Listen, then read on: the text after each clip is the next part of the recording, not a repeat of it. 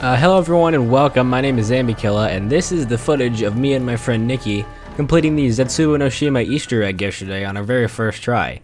It actually wasn't too difficult, it was pretty easy. We got everything set up, we got it done by round 18, which is really good for an Easter egg, and we got down to the boss fight and freaking destroyed it. So for a setup, if you wanted to do this, good thing, definitely a dingo would be recommended. It's probably the best gun in zombies. Definitely get Perkaholic.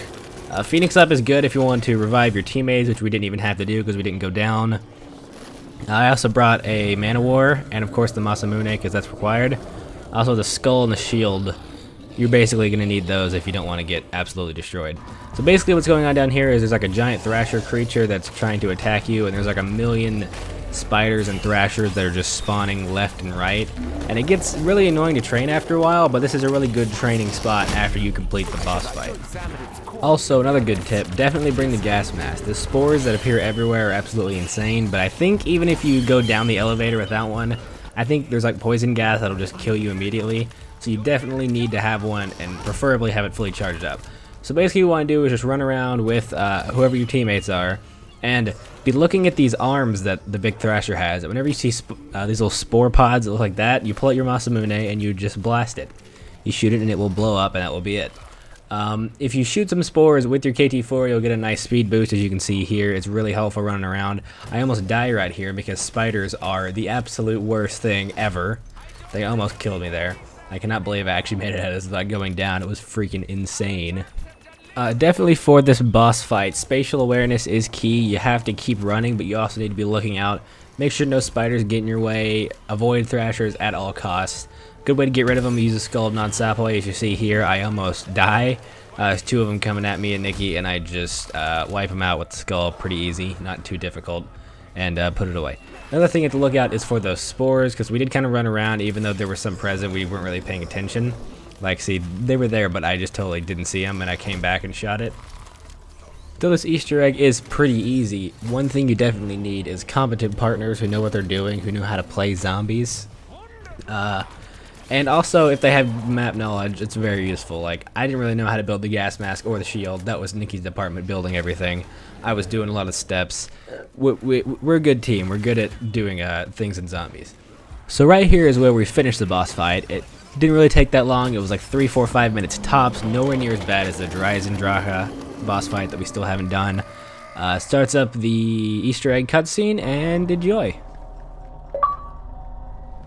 Your eyes, I recognize them. Almost as though they were my own.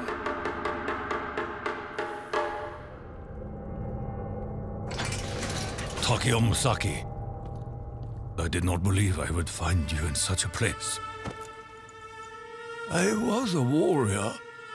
I fought many great battles for the glory of our nation, for the honor of the dying samurai spirit. I was a hero. I share this memory. I have lived many of the same victories. I later learned that my victories were unwelcome. His betrayal was driven by petty jealousy. He knew I could endure anything, that I feared not even my own death. Punishment is one thing. This is cruelty. Who could be so evil as to desire another soul to endure such suffering? Who amongst us could be so dishonorable? Are you so blinded by your own loyalty?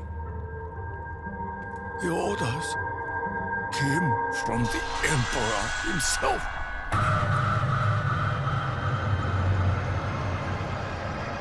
My life, my path, is built upon a lie. This realm may have been corrupted and consumed by evil, but we possess the power to change things. A better tomorrow is only possible if we blow away the ashes of the past. None of us choose the means by which mercy will find us. but I am at peace. I understand what must be done. Will you be my kaishakunin? It is my honor.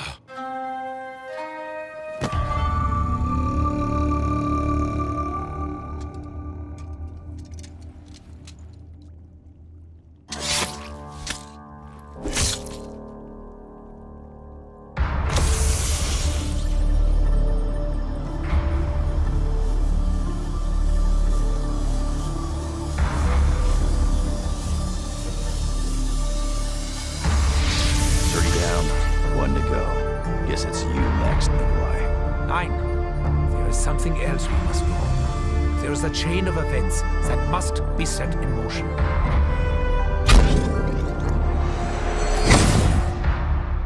Call it our insurance policy, in case we don't like where we end up. So that was the cutscene. Lots of interesting things that could be going on in the story, such as where did they go to enact these things that must be set in motion. They also got blood vials on their character costumes, kind of like how Richthofen's had of the Mob of the Dead characters. Not exactly sure what's going on, but as far as we know, Nikolai is next. Now what we did next is we sat in this elevator hallway right here and we camped for an hour or two. Like, this is the best camping spot in Zombies. Like, no questions asked. Look at this. They're all pouring in from the front. We are just destroying them. And we stayed here until like the late 40s, I'd say. Eventually we ran out of ammo, and I got down because Nikki accidentally abandoned me with the elevator. That was kind of annoying. We got new weapons. We came back down here and we tried to survive our best. We eventually just had to leave because we ran out of ammo. I had a Gorgon and a Dracon, still with the Masamune, and eventually we did make it to round 50. Or at least I did, because Nikki kind of died. I couldn't really get to him at the stage that we were in. I kind of hung out over here. We were waiting for the Distant Monster Easter egg, which eventually did start. See, round 50 started right here. It was a spider round, which was kind of lucky for us, so we wouldn't get absolutely freaking destroyed, because that definitely would have happened had it been zombies. So with the Distant Monster Easter egg, it's really hard to see. It's kind of obscure, but it's this little tiny tentacle monster off in the distance that comes by when you reach around 50. If you listen to the lore of H.P. Lovecraft, apparently Cthulhu is asleep under the water off of this very island, so everyone believes that to be Cthulhu, since that's all canon in the zombie storyline due to the infinite universes, kind of like in Shadows of Evil. It was a very H.P. Lovecraft base. That was really cool. That's what Nikki really wanted to see, and so we got there. I got to show it to him, and that was freaking awesome.